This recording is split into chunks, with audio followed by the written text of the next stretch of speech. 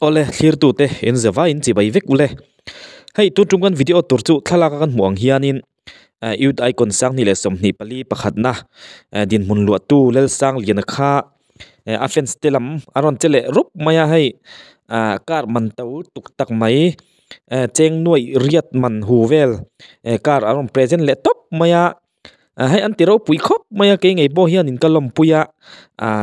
mani tho chua han lei mai chi ni lawa tam tak tan chonin thil lei har sa tur tak mai ania chu tia angkar man tau chu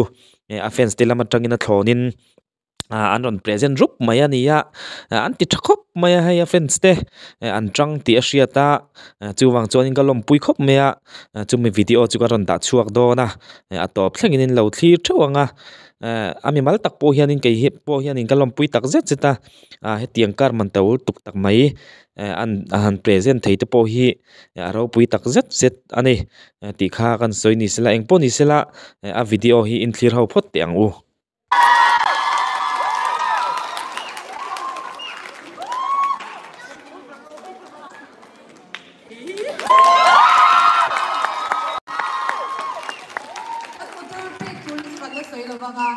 Hyuandai mi nya ti cha kan soi na kina hon hu na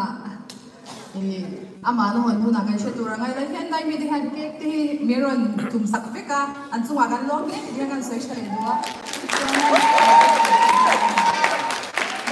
na Taitea'N lo hu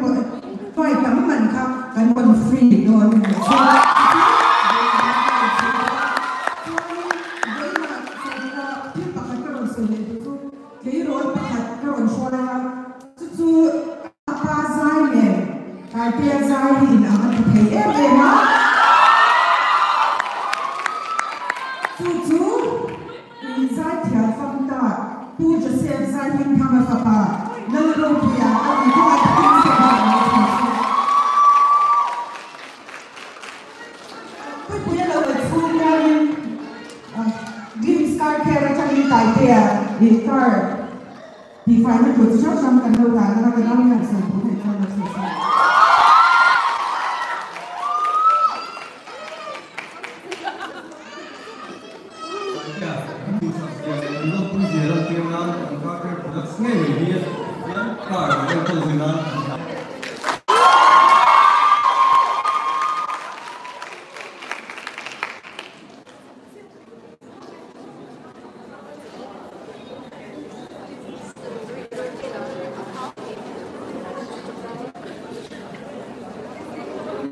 cái mà cho mình cần cái mà kiểu tôi xong á quyết định thì cái nào đem ra mà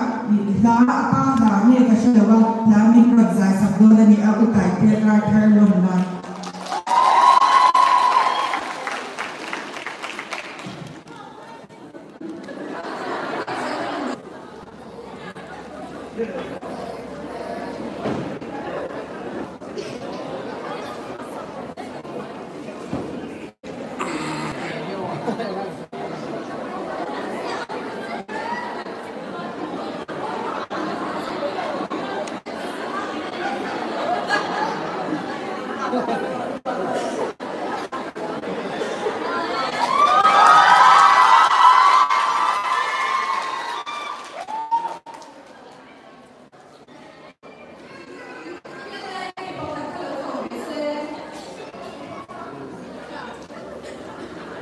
Something. Not something.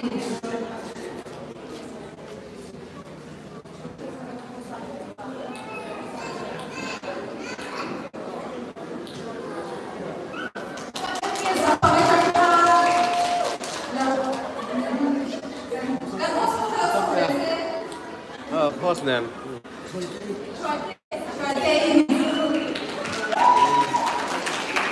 Ole khati zong kha lal sang liana Taite'a offense tina karan pekna an function hun man na chu alo ni ta